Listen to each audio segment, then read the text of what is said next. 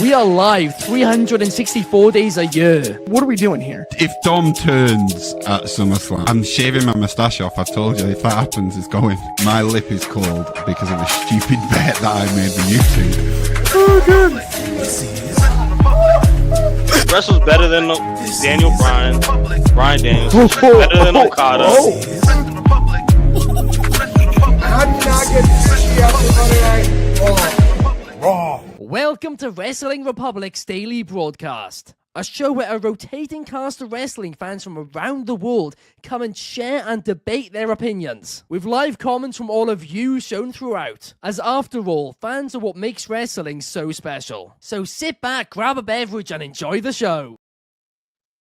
Good evening from Swansea, South Wales, wrestling fans. It is the month of Christmas. I'm already getting hyped. I've got my Christmas decorations and my setup set up now, and it is going to be a great month, but it is also going to be a great show today because we are answering your hot takes from Survivor Series.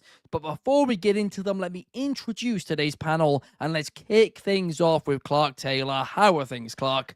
I'm doing great. I'm happy to finally be back from San Diego. I did manage to have a blast at Survivor Series, despite opinions on what the show was. I had a great time. Shout out to everybody that went with. But, man, the drive back was brutal, and I'm still a little bit exhausted, but I'm stoked. It's a Mailbag Monday, and it's December, like you said, the month of Christmas. Let's get into it, Ben. Let's have some fun today.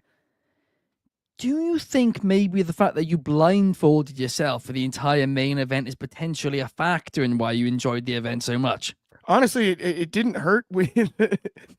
Our good friend Eli, Monster Shoutout, was sitting behind me. He called all the action for me, including the lockup, which I was tickled by.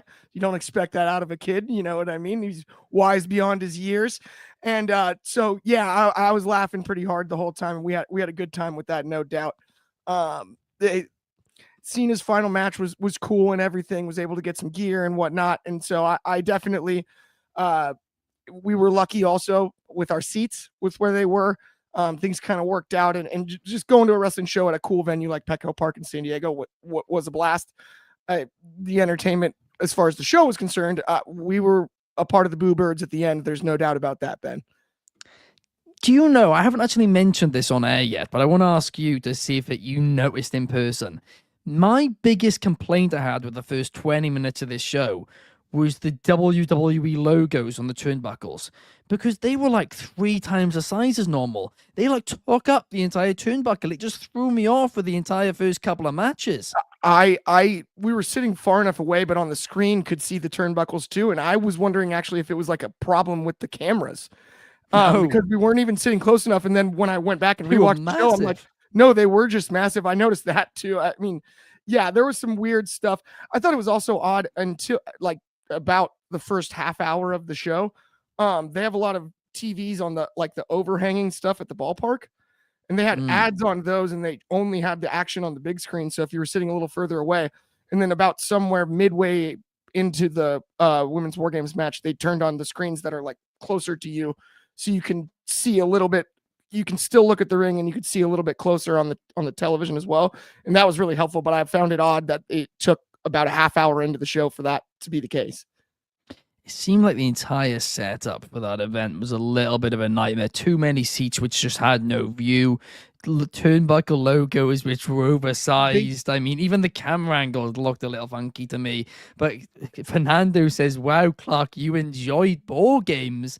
Wasn't actually boring. We'll talk about that on today's show. Plus, Zach saying it's National Pie Day and Cyber Monday. I swear it was National Pie Day just a few weeks ago. That's come round fast again. But also joining us today, we have Angie. How are you, Angie? Hey, guys. How's it going? Oh, gosh. I am so excited for today's Mailbag Monday. Was not as excited for War Games, but, I'm sure these topics will let us be able to kind of do a deep dive on exactly our opinions on War Games, even though we already done our review and everything. But I've got a couple of things to say myself. Well, we will be getting into those, I assure you, because without further ado, it is time to look at your hot takes that you guys have submitted for Survivor Series War Games 2025. And the first one comes from @WhereIsWire, who says WWE should get rid of an annual War Games match. I feel as though War Games is the type of match that isn't supposed to happen frequently on a yearly basis. It loses its appeal after a while. I said this last week, and I also said last week that I was going to kind of give the men's War Games match a little bit of grace, because that Seth Rollins injury blatantly affected that match. But as for the women's match, there was no excuse. And that was thrown together. The actual match itself felt thrown together as well. The production of it wasn't good. And part of that was the fact that the babyfaces had the advantage. And that was a nightmare. But just overall, I agree. I agree with Where Is Wire. It absolutely feels like they need to take some time away from this match. They need to come back to it in a couple of years' time or something and make sure the storylines justify it. This isn't a traditional Survivor Series match. It needs a storyline to properly help it and to feel like it deserves that structure. Because in NXT, it did. The first couple of years on the main roster, it did. Now, it certainly does not. Because both matches let a lot of people down, Clark. But I want to get your take. Well, first and foremost, Ben, I'm in agreement on maybe taking some time off, but more than that, I would say never, ever do it in an outdoor venue again. That absolutely for the seating arrangement, having 2 rings at an outdoor venue and having to put up the massive structure to hold the cages over the rings caused as many problems as even the booking of the matches itself. That's what caused half the issues in the building. Was the fact that you had to suspend the equivalent of 2 cages over 2 rings, and the placement on the baseball field is nearly impossible there. I don't think you can ever hold this event outdoor again. I think if you held a different PLE WWE wise in Petco Park, it's a different result. That I'm a mark for a good ballpark, and Petco is definitely one of those. And I really enjoy the venue. War Games did not fit this venue, and I think that is the precipice of the problem when it came to this show. It caused as many problems as anything. If the match was in the further away ring from where we were sitting, we had an obstructed view. If it was in the near side ring, we were okay. We got lucky on Dom and Cena mostly being on our side, so that was okay. But at the end of the day, a lot of the problems came from having to lower those 2 cages twice in one night. Well, you know what? I think that's a fantastic point, and I wasn't even thinking about that when watching it, about how it would look for people in the arena. But to be honest with you, I've never attended a War Games match, but I've always thought it must be fairly difficult to see because, for example, Edge, Finn Balor, WrestleMania 39, when we were watching that was a little bit hard to see in a Hell in a Cell match in a stadium. So a War Games match, 2 rings further away, an obstructed view for almost all the seats. I mean, yeah, that is a difficult and job. not only that, I mean, SoFi at least has a roof, so the cage is lowering from higher above. The structure to suspend the War Games cage was obstructing as many views as anything. They're gigantic pillars, gigantic metal pillars, huge around the corners, like in a rectangle shape, because it's 2 rings and not 1. And that's why, I mean, the floor seats were being sold as floor seats and you couldn't see anything, right? Like that's we were nuts. At least sitting high enough that you could see, but you know, if you wanted to be closer and you're on the floor, the majority of the floor seats could not see any action. Honestly, I mean, it feels like a complete nightmare to attend. And Fernando says it is time to scrap War Games. Shard says they should end the storylines because they're so bad. They should end it because the storylines are so bad leading into them. I mean, that's the main thing. They should bring it out when it makes sense and it's logical. And it should be for blood feuds, to DCX Warlord's point as well. But Angie, I want to get your take on this. I think mostly what happens with War Games, especially with how they're trying to construct it again and everything, they're missing the point of what made it great. It was basically to where it was faction versus faction. Like that was one of the best war games that we had.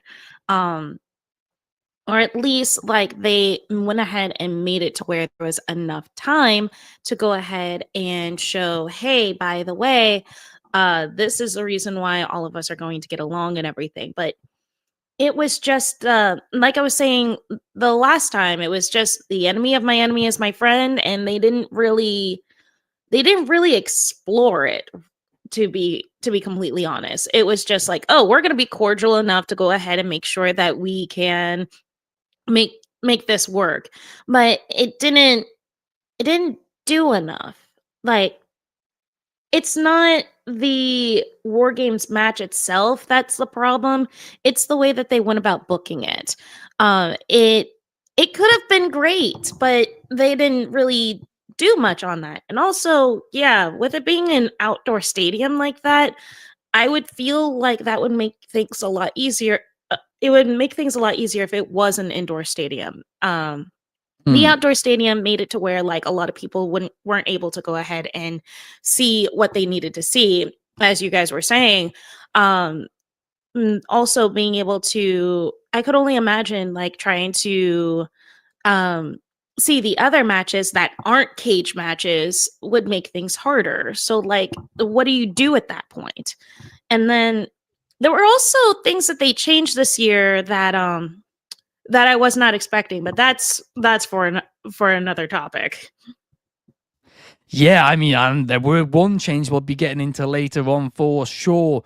But up next, I want to get into our next hot take, because this one is submitted by Liam Harazi, who says AEW Blood and Guts was miles better than War Games. And look, Clark said this a couple of weeks ago. Shard also said this a couple of weeks ago, that WWE was never going to be able to top AEW.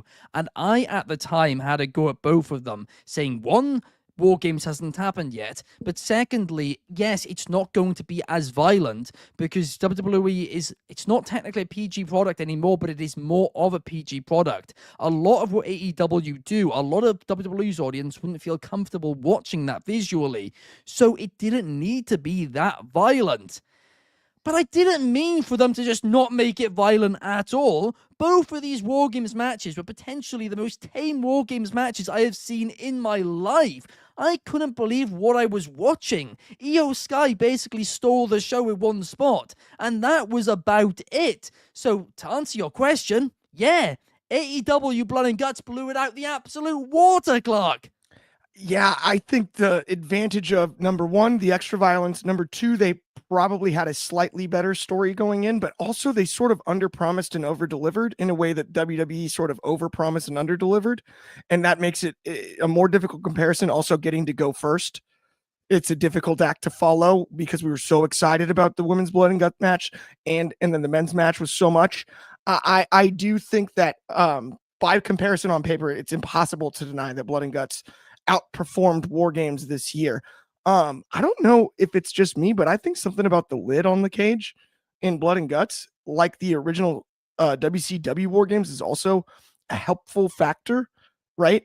I'm not saying you need to make it look like a Hell in a Cell match, but the cage spots have become predictable, and the fact that you can just escape the cage or go through the door in War Games, the cage is almost just there as decoration at this point. And that is, I think, a little bit of a difference between the two. At the end of the day, violence was going to be necessary for War Games to succeed. Io Sky for sure stole the show. She had the best spot. That was it, right? And yeah, I gotta admit, I'm not happy that I was right about it, because obviously I went to the War Games show, but I had a bad feeling after watching Blood and Guts that it just wasn't going to be able to be topped. Fair enough. I mean, Donnie says he's got a comment. You're saying better depends on your definition. And that's undoubtedly true. That is always true, right? In his personal opinion, all of that. Did Blood and Guts have more big spots? Sure. But in terms of a worked match, Blood and Guts wasn't as good. I actually agreed with your tag partner when it comes to the podcast, Jimmy Coderas. I agree with his tweets on the match because he slated how it was done. And I completely agree with him because it's borderline impossible to book a good babyface, a good War Games match which has the babyface team having the advantage. And it was just a complete and utter nightmare. I mean, the baby faces looked so stupid for most of that match. They had the advantage. The heels weren't cheating, and the heels were just dominating them right until the end when Becky didn't tap out, Clark, by the way. She was waving her hand, calling fans over, and the referee, Jessica Carr, did it again. Biased. We were all aware in the section that the bell was rung early, and it was a very funny reaction because that was by the time that they had gotten the TVs on right close to us. And Ryan, shout out, sitting next to me, he's like, she's just waving. And I mean, she was doing. It was like a gasp, which is so bizarre too, because there was a portion of the crowd that really did get excited for, oh my gosh, she tapped AJ, right? Got her, but it didn't land in our particular section because the convenience of the like really close screen. And I felt actually bad that was how the match ended. I don't know if that was planned or not, but I didn't like it. Yeah, I mean, I do like it because I do think it's planned, and I also do think that that's part of the storyline now, that she's going to continue it, and I love that because I'm really enjoying this Becky Lynch stuff. I am. So I actually think that ending, honestly, was pretty perfect because it did in real time for a second look like she was tapping. And then, of course, you can twist it. It works well. I do like it. We've got an interesting comment here from Fernando saying that if WWE aren't allowed to do violent matches, then they should not book matches which will require violence.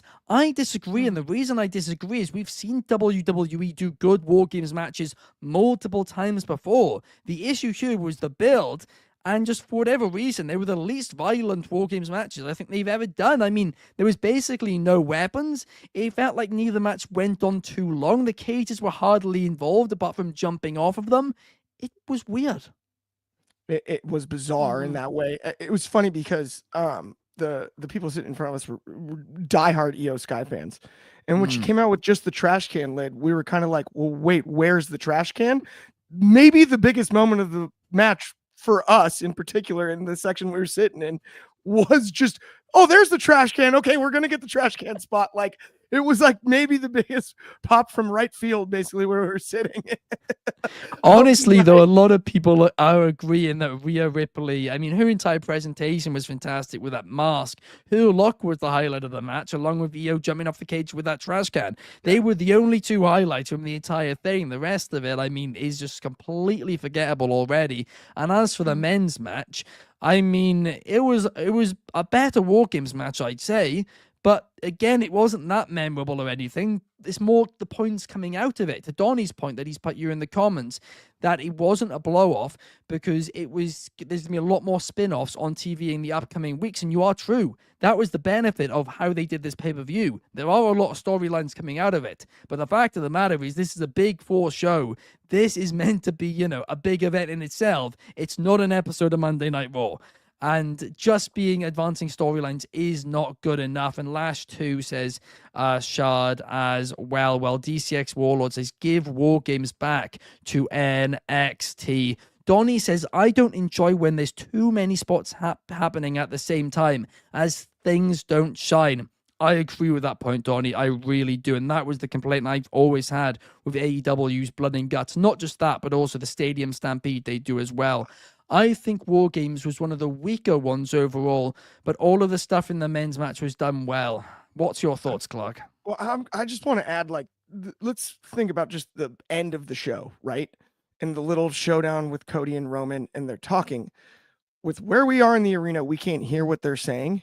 And there was sort of that little rise in the audience of like, oh, is this gonna get physical or something? And then they just walked away.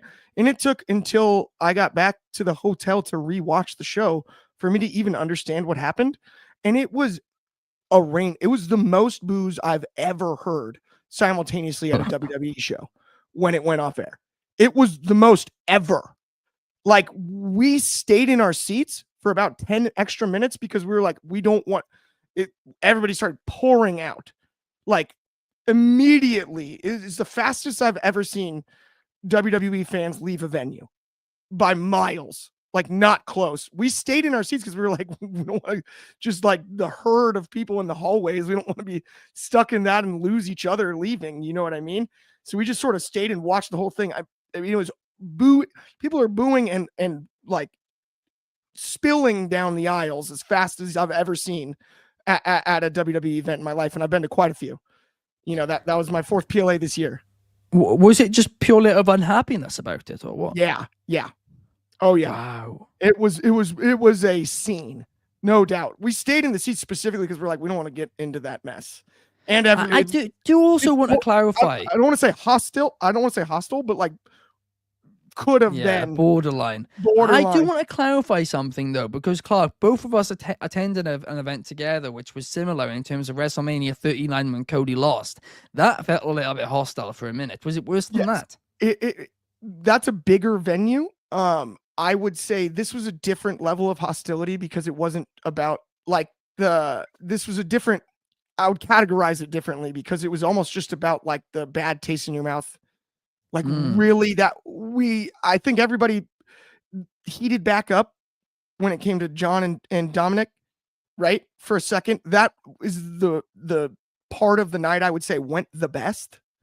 In all honesty, like the crowd was into that match all the way, locked in, period. That's the John Cena effect. That's just a fact. Everyone was like, and the Liv Morgan effect too. Yeah, well, Liv helped, but don't get me wrong. Like from the start to finish, that felt like it almost should have main evented.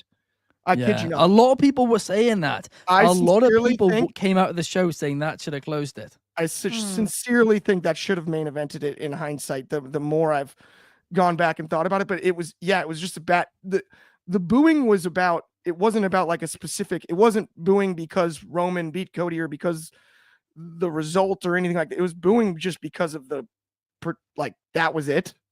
Yeah. Right. And the crowd really didn't understand that exchange at the end.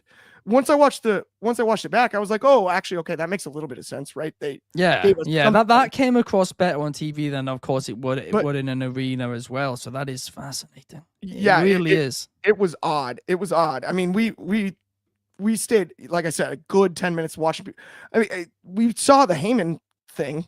Like we were in our seats for that. Just pushing a kid into the next pay-per-view. It's funny because we had actually seen that kid in line walking into the stadium. So we were like, oh, that's that kid.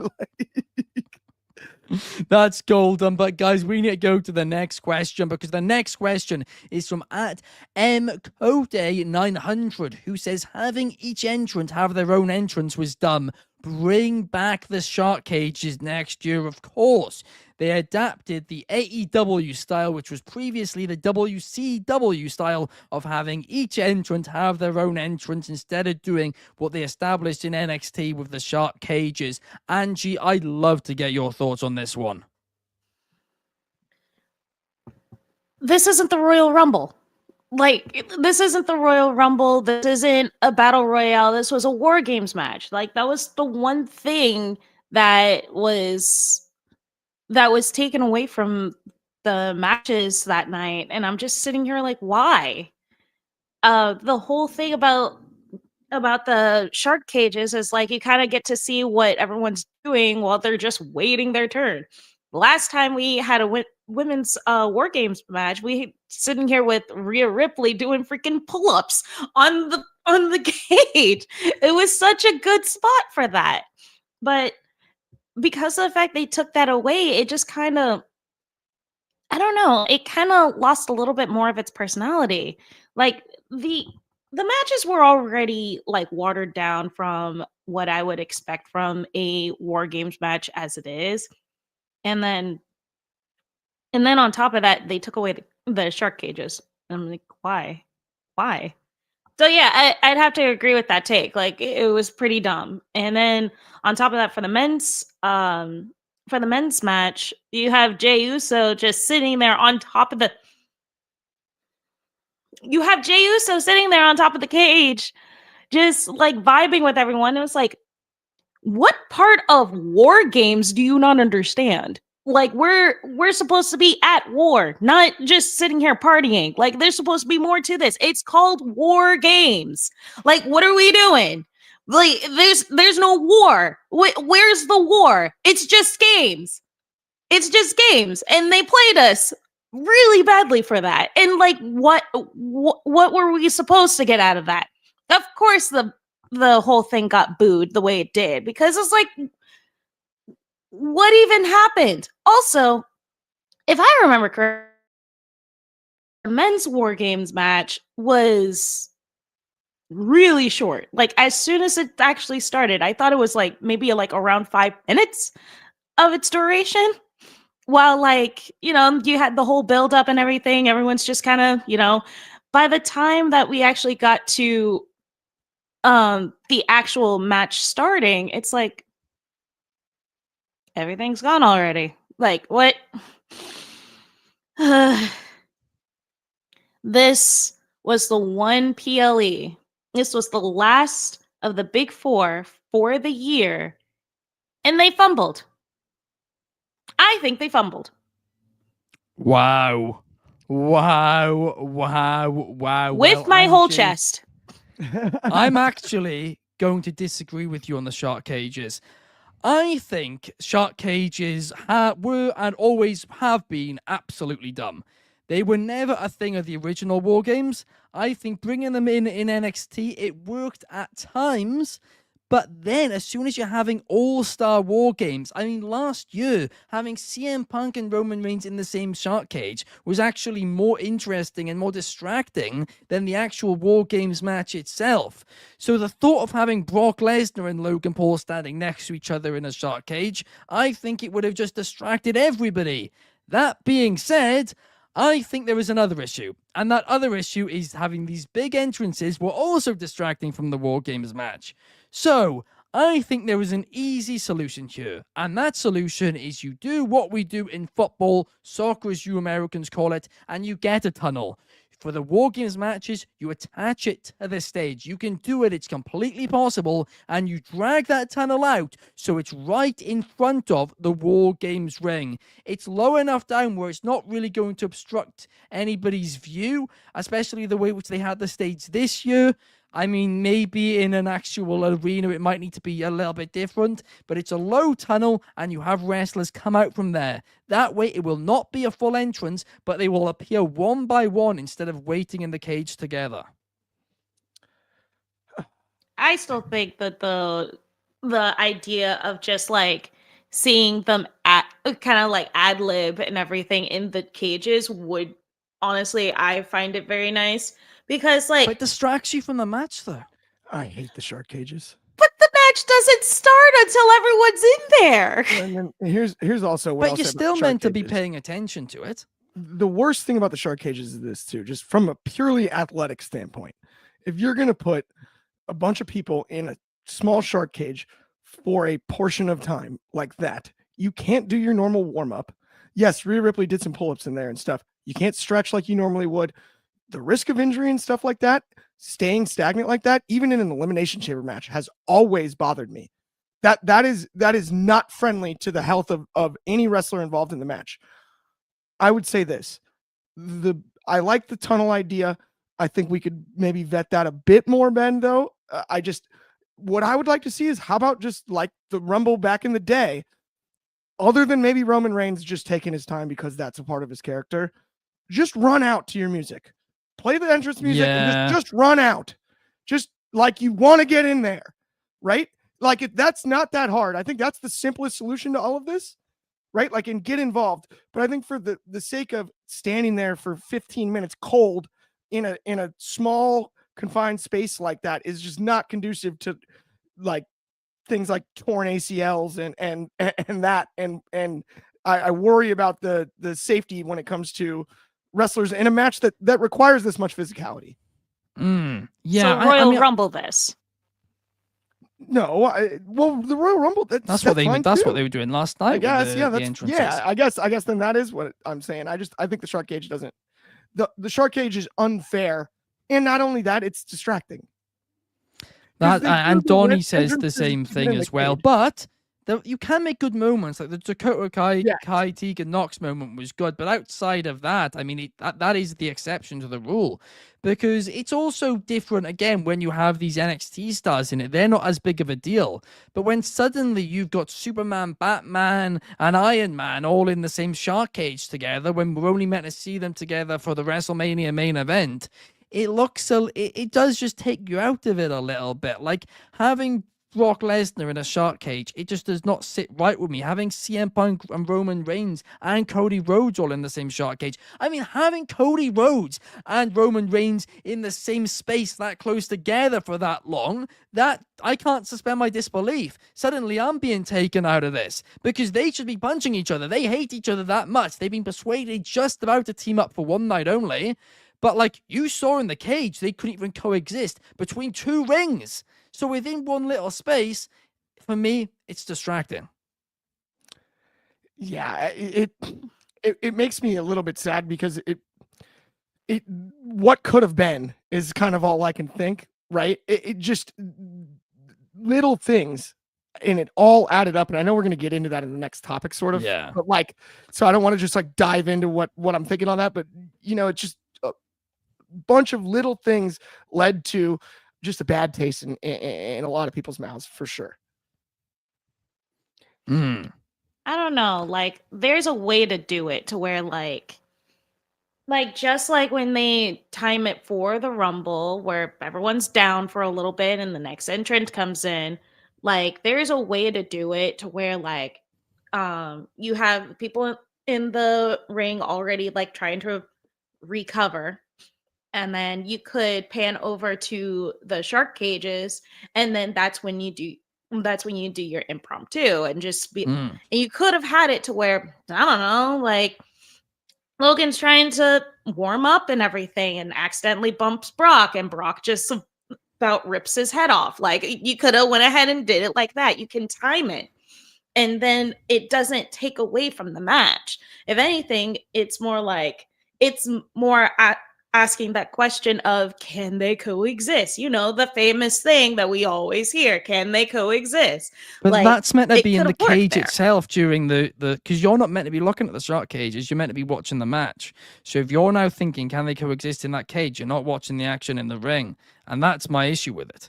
You're not watching what you're meant to be watching, you're watching what you shouldn't be watching. Well, I mean, if you want to sit there and watch them recover for like a good like few minutes, so that way they're selling their I'm so hurt. They are wrestling too. It's just when there's so many people in it, they gotta be selling it. But up next, guys, let's get to the last hot take of the day, shall we? Because the last hot take of the day is from Tyler K_25, who says that Survivor Series wasn't as bad as people are saying. People just want to complain about any and everything. Yes, sure, it wasn't perfect, but people saying it's the worst PLE of the year are flat out wrong. I agree that it's not the worst PLE of the year, but at the same time, on this show, we've covered all these issues with it. No way can you say these are unjustified complaints. No way can you say that people are just complaining too much. But also, no way can you say there are things which aren't positive about this show coming out of it. Because like we said earlier, like Donnie said in the comments, there are a lot of storylines which are very interesting coming out of this PLE event. But Angie, I want to get your thoughts. It's not the worst one. WrestlePalooza is right there. WrestlePalooza is right there. Come on now. But yes, as far as for like out of the big four, it was pretty lackluster, especially the fact that this is the last of the big four of the season, because in December we're supposed to be getting another Saturday night main event. So it's like this was the last like actual pay-per-view. Look, PLE. I'm sorry. Force of habit. This was the last like major PLE, and this is what you gave us. It's not the fact that it was the worst, but it could have been better with like what it's supposed to stand for. Survivor Series has always been like that. Let's go ahead and And the year with the bang, and like it didn't really do that. However, I will give it props. I'm looking forward to Monday Night Raw now, because now I want to know who in the heck was that? Like, they covered themselves so well, and I'm sitting here like, who is that? Who? Who? Who? Who? I'm sorry. You are right. You are bang on right, Angie. They've created a few storylines, and it's not just that, but also Liv Morgan, Dominic Mysterio. There's quite a few things which, coming out of the event, you want to know more about. So it's not all doom and gloom coming out of the show. It's just doom and gloom about the show itself. So there are positives to it. There's no doubt about that, and that includes who that mystery man is. Please say, please say it is Austin Theory, and DCX Warlord says the same. Clark, I want to get your thoughts. So I've attended in this calendar year the Royal Rumble, AEW Revolution, both nights of WrestleMania, Money in the Bank, and now Survivor Series. And of the ones I've attended, yes, it is the worst one. Is it the worst of the year? Yes, it's also the worst of the year. No doubt about it. I managed to have fun. I love Petco Park. I enjoy that venue. I feel like they got messed around here, and I'm afraid we're not going to see a return anytime soon to Petco, and that's a shame, because it's a great venue for professional wrestling. It's a great wrestling crowd. It's a hardcore wrestling crowd. They filled the venue despite the logistical nightmares that were created not by Petco itself. And so for me, yeah, absolutely, it is as bad as people say. There's a reason that the baby faces were booed out of the building on the way out of the show. Every single one, right? Even once the heels had already left and the baby faces are walking out basically one by one, people are walking up the aisles to leave and still booing. And I haven't seen anything like that at a single show this year that I've been to. So as far as I'm concerned, yeah, it is as bad as people say. And I was there. That's not to say I didn't have fun. It's just as bad as people say. Well, Donnie's got a comment here, and Donnie, I don't know if you missed the start of the show, but Clark explained it about why the San Diego crowd were awful. The majority of them had their seats an obstructed view. The queue to have your seat changed was around the entire venue. It's crazy. It was like about a 45-minute wait. I would call it maybe like an eighth of the crowd missed multiple matches trying to be relocated. Wow. And that's just unacceptable, right? Like, yeah, you know what I mean? It's not okay. And I'll say this: the section we were in, when we got the tickets, they were regular tickets. They changed them on Friday afternoon, and you could see it in my Apple Wallet, because I had them loaded in my Apple Wallet, to obstructed view seats. We actually had the opportunity, if we wanted to get in that line and try to move, and chose not to, because the only obstruction was there's just like the one pillar slightly blocked the far right corner of the ring on the far side of us. So we were like, you know what, this is fine, and we've got the TV right in front of us here. We'll stick here and it'll work. But even our seems like a disaster considered planning by WWE. They did not know what to expect. That's what this came down to, changing seats last minute. It's absolutely dreadful. It's clear, like you said earlier in the show, Clark, it does not work in a stadium. War Games does not work in the stadium. A lot of fans did not like the build for the War Games matches, and the general narrative, the general idea going around online is people want WWE to take a break from War Games. That is a fact. That is what a lot of fans are saying, the majority of saying. This isn't just the IWC, it's WWE's own comment section, which was filled with hate following this. So at the end of the day, I personally don't think it was the worst of the year. Clark does, some people do, Angie doesn't. But I do think we are at a point now where, okay, WWE do need to listen to this criticism, because it is heavy and a lot of people are very tired of it. But that does, guys, bring us to the end of today's show. We will be back same time, same place tomorrow to talk Monday Night Raw with a return on tomorrow's show as well. So make sure to check that out live every day in the normal time this week. And also, if you ever miss a daily and you don't have the time to watch the entire thing back, make sure to check out the daily highlights on our YouTube channel.